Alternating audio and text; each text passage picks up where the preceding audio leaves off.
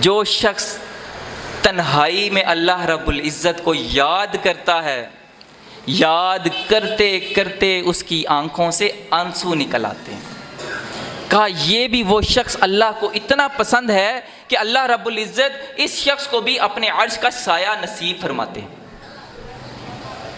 اب تنہائی کے اندر عبادت، جس کو اس کا نشہ لگ جائے، جس کو اس عبادت کی اس نشے کی لت لگ جائے، اس کو پھر مزہ اس عبادت کیے بغیر آتا ہی نہیں۔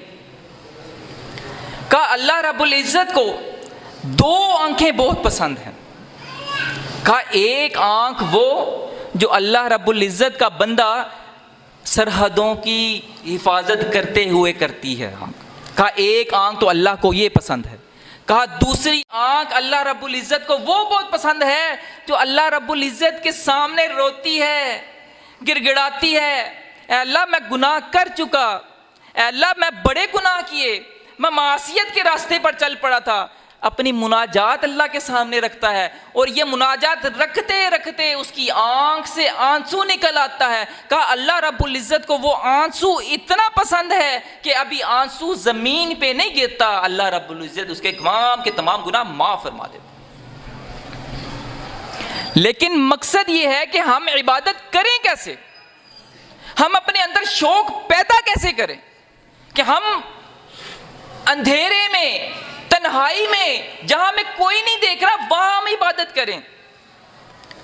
اور کیا خوب کہا کسی نے، کہا کہ تنہائی کے اندر جب آپ ایک بند کمرے میں ہیں جہاں آپ کے علاوہ کوئی نہیں ہے، وہاں آپ کا اصل ٹیسٹ ہے، وہاں آپ کا اصل امتحان ہے۔ کہا ایک کلک پر آپ اسی طرح اچھی چیز کھولتے ہیں اور ایک ہی کلک پہ آپ بری چیز بھی کھول لیتے ہیں۔ کوئی دیکھنے والا نہیں آپ کو، کوئی ہاتھ پکڑنے والا نہیں آپ کو، کوئی روکنے والا نہیں آپ کو۔ کہا کہ اس وقت انسان کا امتحان ہے کہ وہ کس راہ پر جاتا ہے۔ اور خوب کہا کسی نے، کہا کہ تنہائی میں گناہ کرنے سے ڈرو۔ کس طرح؟ کہا جو گواہ ہے وہی جج بھی ہے۔ اندھیرے میں ہمیں کون دیکھ رہا ہے؟ کہا اللہ تو وہ ذات ہے جو ہر جگہ پر ہمیں دیکھ رہی ہے۔ تو جب ہمیں اس اندھیرے میں بھی دیکھ رہی ہے تو ہمارا کیس بھی اسی کے سامنے جانا ہے، تو جس کے سامنے تم نے پیش ہونا ہے اسی کو تم نے گواہ بنا لیا۔ تو کہا تنہائی میں گناہ کرنے سے ڈرو، کیونکہ جو گواہ ہے وہی جج بھی ہے۔ ایک استاد نے اپنے بچوں کو سبق سکھانے کے لیے تمام اپنے شاگردوں کو ایک ایک مرغی دی اور کہا کہ میرے تمام شاگردوں، یہ آپ نے مرغی اس جگہ پر ذبح کرنی ہے جہاں پر آپ کو دیکھنے والا کوئی بھی نہ ہو، کوئی شخص بھی نہ ہو آپ کو دیکھنے والا، وہاں ذبح کر کے رانی ہے۔ اگلے دن جب آئے تو استاد کو کہنے لگے کہ ٹیچر میں نے جو ہے بند کمرے کے اندر کی۔ ایک نے کہا کہ میں چھت پر چلا گیا، اس کمرے میں کوئی نہیں تھا، میں نے وہاں پر کی۔ ایک نے کہا کہ میں واش روم کے اندر چلا گیا، ایک نے کہا میں پیٹی کے اندر چلا گیا، ایک نے کہا میں بیڈ کے نیچے جا کے ذبح کی۔ لیکن ایک بچے نے مرغی ویسی کی ویسی پکڑی۔ کہا بچے میں نے آپ کو کہا تھا ذبح کر کے آنی ہے، آپ تو ویسی لے آئے۔ تو کہنے لگا ٹیچر میں کہاں ذبح کرتا، جہاں جاتا میرا رب تو مجھے دیکھ رہا ہے۔ تو اس استاد نے اس بچے کو انعام بھی دیا اور بتایا کہ میرا مقصد بتانے کا یہ تھا کہ کسی بھی جگہ اس سوچ اس جرم نہ کرنا کہ تمہیں کوئی نہیں دیکھ رہا، جہاں کوئی بھی نہیں دیکھ رہا وہاں پر میرا رب دیکھ رہا ہے۔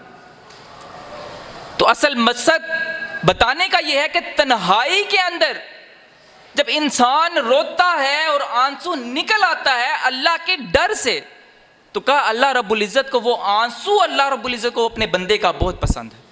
انسان کسی مجلس میں ہے، کسی نماز میں ہے، کسی تراویح میں ہے، کسی وتر میں ہے، کسی نفل میں ہے جہاں پر تمام لوگ بھی ہیں، تو وہاں پر انسان رونے سے شرماتا ہے، لوگوں کے سامنے رونے سے شرماتا ہے کہ میں منہ بناؤں گا، لوگ مجھے دیکھیں گے، مجھے شرم آتی ہے۔ تو کہا جب انسان تنہائی میں روتا ہے، رونا نہیں آ رہا، رونے کی کوشش کر رہا ہے، منہ بسور رہا ہے، کبھی اس طرح سے منہ بنا رہا ہے، کبھی اس طرح سے منہ بنا رہا ہے، رونا نہیں آ رہا۔